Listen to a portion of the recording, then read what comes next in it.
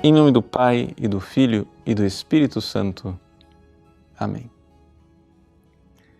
Meus queridos irmãos, o Evangelho de hoje parece ser um sucesso clamoroso de Jesus. Jesus começa a realizar os milagres e agora as pessoas vão ao encontro dele. Jesus se retira então em lugares mais desertos, mais reservados, até que finalmente as pessoas são uma multidão tão grande que quase conseguem esmagá-lo. No meio destas pregações em que Jesus entra numa barca para pregar para as multidões, também os demônios, estão lá. Jesus expulsa os demônios e eles já começam a, aspas, trair a identidade de Jesus, ou seja, começam a revelar a identidade de Jesus. Tu és o Filho de Deus.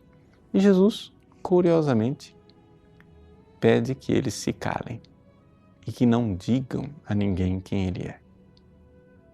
Como nós podemos interpretar este Evangelho? Bom, vejam só. A primeira coisa que nós precisamos entender aqui é que o que Jesus quer de nós é a fé.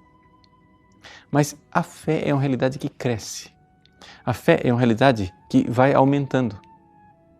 Jesus começa fazendo milagres e portentos, sinais. Esses sinais eles têm uma finalidade, fazer surgir e brotar a fé nas pessoas.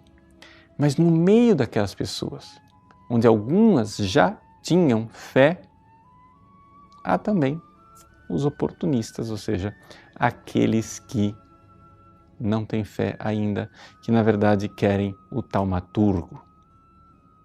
Vejam, certamente você se lembra da atitude de Herodes diante de Jesus.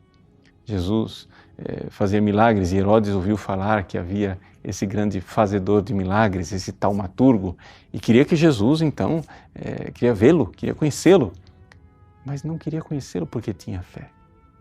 Queria conhecê-lo quase como quem quer ver o leão do circo, uma atração, alguma coisa, um show, um espetáculo. Jesus se subtrai, Jesus se retira e se afasta desse tipo de pessoas. É evidente que todo o povo de Israel, todo o povo de Deus esperava a vinda do Messias. Todo mundo estava esperando que viesse aquele que poderia ser chamado de Filho de Deus, como Davi era chamado Filho de Deus.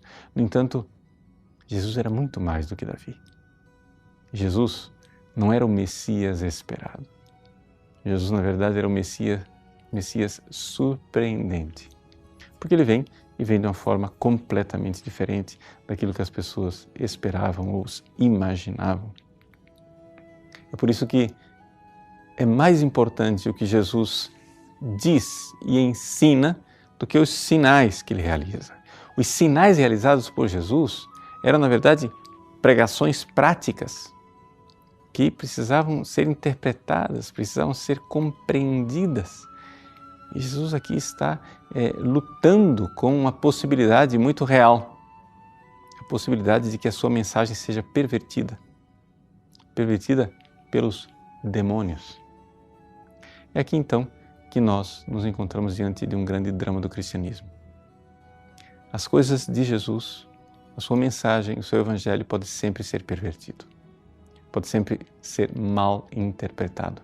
Nós estamos aqui num estágio da pregação de Jesus em que ele ainda não conta com os seus apóstolos e os seus fiéis, com uma fé profunda e verdadeira. A fé deles ainda é muito pequena, engatinhando. Era muito possível que esta fé fosse arrebatada pelas mentiras do demônio. E é por isso que Jesus manda os demônios se calarem. Jesus não precisa que os demônios sejam os intérpretes dele. Será Jesus a interpretar quem ele verdadeiramente é. O Evangelho de Marcos irá nos conduzir até a famosa passagem da profissão de fé de São Pedro. E quando São Pedro professar a fé, dali para frente, Jesus sistematicamente vai revelando cada vez mais quem é a sua pessoa e qual é a sua missão. Por enquanto, peçamos então a Deus que faça conosco aquilo que é o mais necessário. Aumente a nossa fé. Deus abençoe você. Em nome do Pai, e do Filho, e do Espírito Santo. Amém.